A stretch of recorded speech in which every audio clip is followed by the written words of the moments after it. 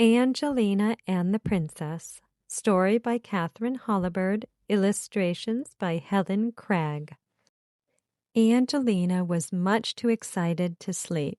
The students at Miss Lily's ballet school had been asked to dance for Her Royal Highness, the Princess of Mouseland. Mr. Lightfoot, director of the famous Royal Ballet Company, was coming tomorrow to help Miss Lily choose the best ballerinas for the special performance. Angelina wanted a lead-in part so much that she worked on her pliés and pirouettes far into the night when she should have been sound asleep. The next morning, Angelina woke up feeling terrible. Her head ached and her ears buzzed. Angelina's mother took her temperature and shook her head sadly. "I'm afraid you'll have to stay in bed," she said. "You can't go to ballet school when you're not well." But Angelina was determined to go.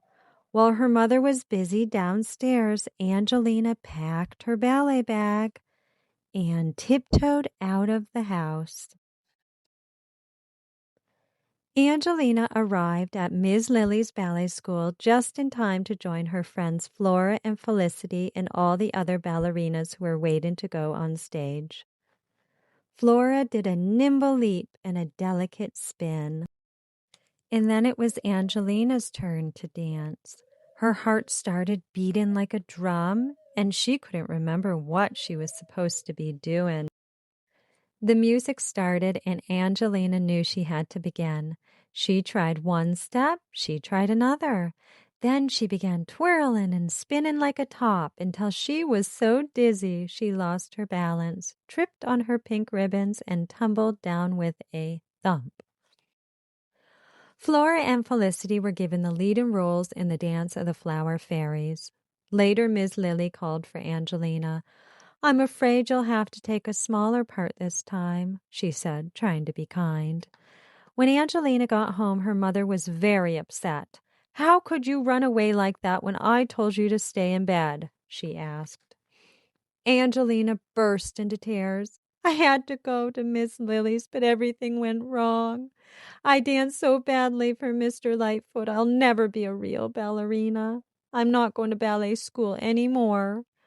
Angelina's mother hugged her and kissed her and carried her upstairs, and in just a minute she was fast asleep in her own bed again.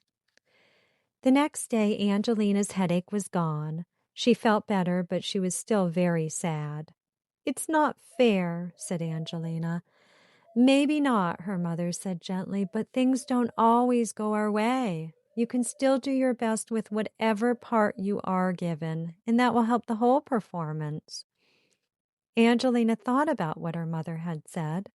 Then she returned to Miss Lily's after all, and rehearsed very hard with the other ballerinas for the royal performance. After she had learned her own part, she memorized the Dance of the Flower Fairies while watching Flora and Felicity. On the day of the royal performance, just as the show was about to begin, Flora tripped and sprained her ankle. Everyone was terribly upset. Mr. Lightfoot and Miss Lily turned to each other in horror. "Who can do the part?" they cried. Angelina was worried about Flora, but Susie stepped forward and said, "Angelina can." Angelina showed Miss Lily that she had learned the dance by heart. "But what about Flora?" she asked. "Don't worry," said Miss Lily. "We have a treat for her." So Flora was happy because she was invited to sit right next to the Princess of Mouseland. Mr. Lightfoot and Miss Lily were happy because the performance could go on.